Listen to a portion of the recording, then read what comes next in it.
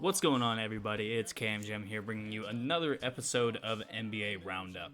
If you don't know, these are my videos where I just kind of talk about either the previous night's games or just what my thoughts are about the NBA at the current moment. So if you're new here, make sure you hit subscribe. If you're one of my returning subscribers, I appreciate you watching the video. Make sure you like and comment, and let's get into it.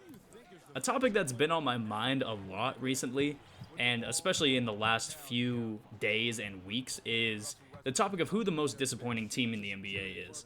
And we're about 34 games through the season for many of the teams, about 30 to 35 games through for about every single team. And there's three teams in specific that I've thought of that are probably my candidates as the most disappointing teams in the NBA. Now, this is not saying who the three worst teams in the NBA are. I think these are three teams who had expectations of maybe not playoffs, but at least were not supposed to be in the spot that they are currently with their win-loss record.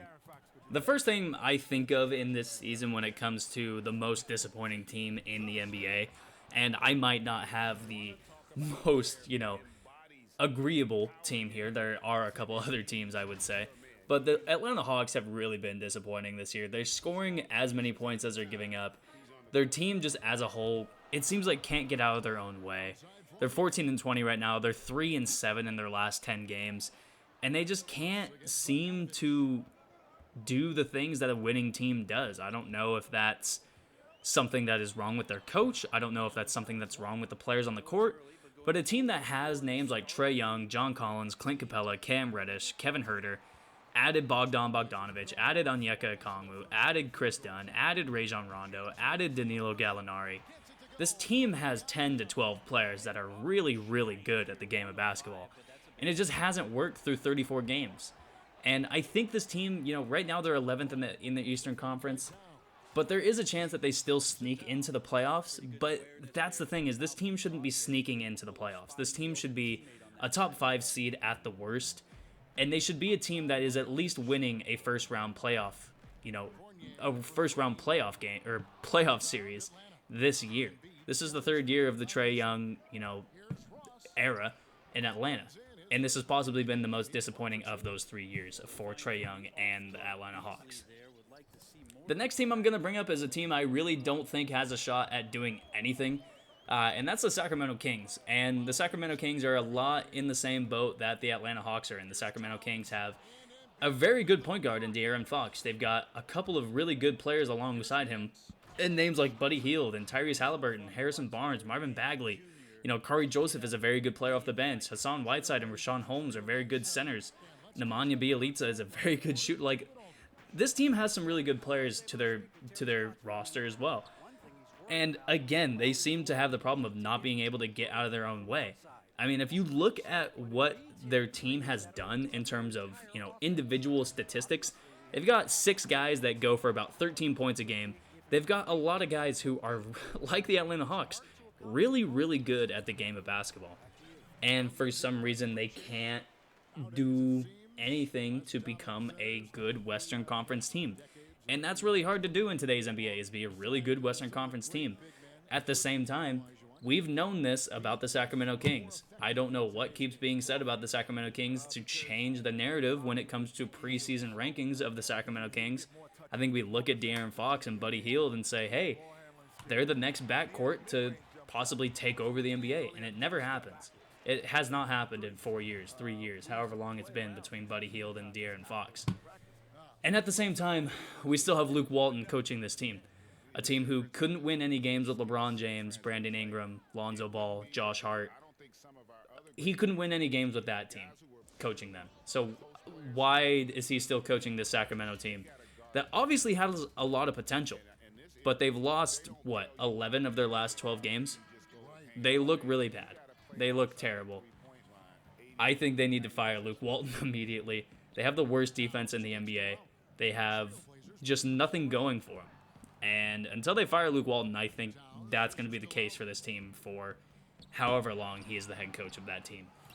Last but not least, and possibly the most disappointing team in the NBA this season, is the Minnesota Timberwolves. Now, the Minnesota Timberwolves were not expected to do anything this year. They were not expected to compete for a championship. They had plus 20,000 odds when it came to their preseason odds.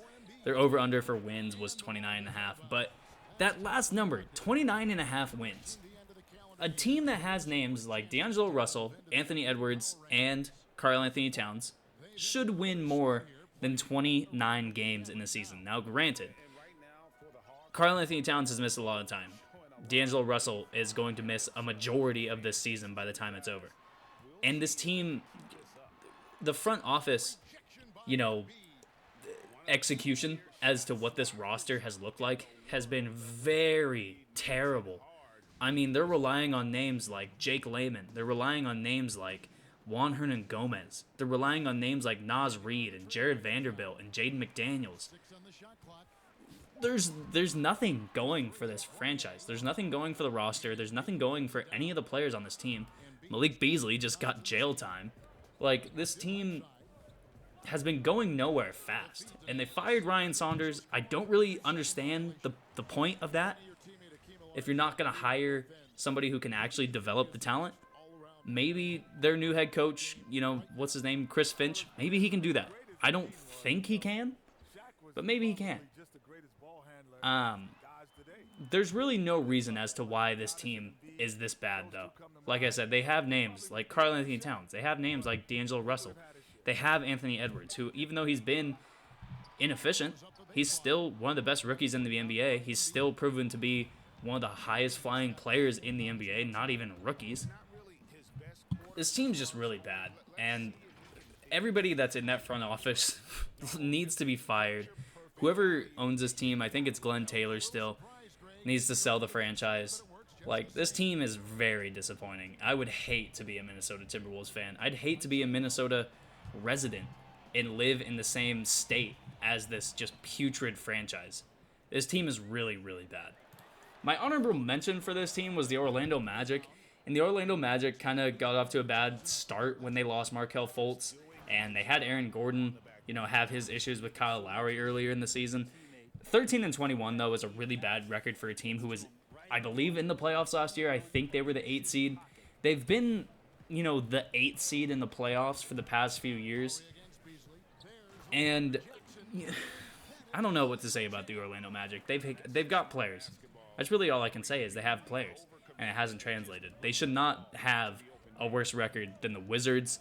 They should not have a worse record than the Pelicans, than the Kings, than the Thunder, than the Cavs. Like, this team is a lot better than what their record says. I don't know if that means they need to fire their coach too.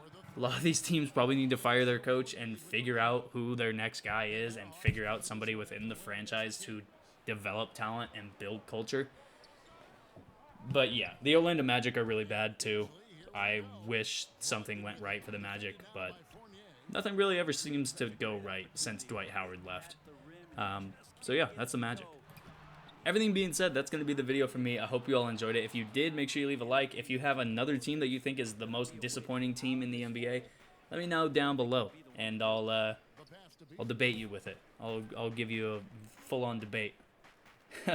But yeah, like I said, my name's Cam Jam. I'll see you in the next video. Peace.